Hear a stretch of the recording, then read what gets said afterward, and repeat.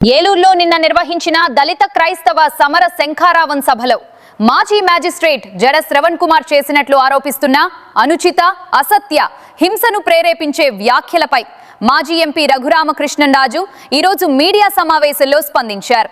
ఈ సందర్భంగా కేంద్ర కేబినెట్లో మార్పుల అనంతరం రాష్ట్ర రాజకీయాల్లోనూ కీలక పరిణామాలు చోటు చేసుకునే అవకాశం ఉందని ఆయన వ్యాఖ్యానించారు. పవన్ కళ్యాణ్ నేను హోమ్ మినిస్టర్ అయితే అని ఊరికే చెప్పే వ్యక్తి కాదని రఘురామకృష్ణంరాజు పేర్కొన్నారు.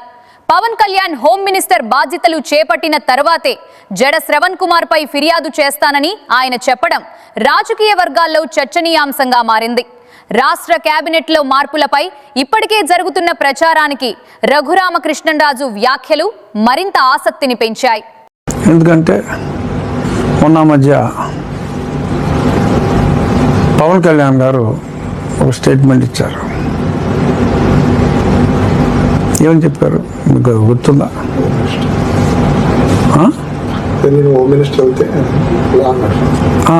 అంటే నేను హోమ్ మినిస్టర్ కానందువల్ల ఈ క్రిమినల్స్ ఎలా ఎవరెస్ట్ వచ్చినట్టు వాళ్ళు ఉన్నారు అని. అటువంటి క్రిమినల్ లేడు బలి తెగించి బజార్లమ్మట తిరుగుతూ మరి ఆడికి పర్మిషన్ ఎవరు ఇచ్చారో, ఇలాగా బలి తెగించి మాట్లాడే వాళ్ళకి ఎవరు ఎందుకు ప్రోత్సహిస్తున్నారో తెలియదు.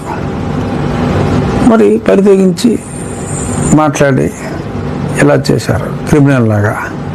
సో ఇటువంటి క్రిమినల్స్ ఆట కట్టిస్తాను అని, హోమ్ మినిస్టర్ అయితే ఆట కట్టిస్తానని పవన్ కళ్యాణ్ గారు అన్నారు. సో పవన్ కళ్యాణ్ గారు మాట్లాడారు అంటే ఆయన ఊరికేనే మాట్లాడరు. ఎందుకంటే కూటమిలో ఒక ప్రముఖ నాయకుడు ఆయన.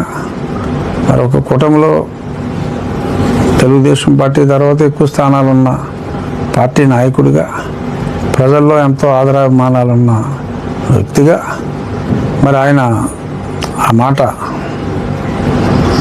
హోమ్ మినిస్టర్ అయితే అన్న మాట అన్నారు. కాబట్టి చూద్దాం మరి రేపు కేంద్రంలో ఒక వారం రోజుల్లోని ఇవాళ పేపర్లో కూడా వచ్చినాయి, అన్ని పేపర్లలో సాక్షితో సహా కేంద్రంలో త్వరలో ఇది క్యాబినెట్ ఎక్స్పాన్షన్ అని, ఆ తర్వాత రాష్ట్రంలో అని.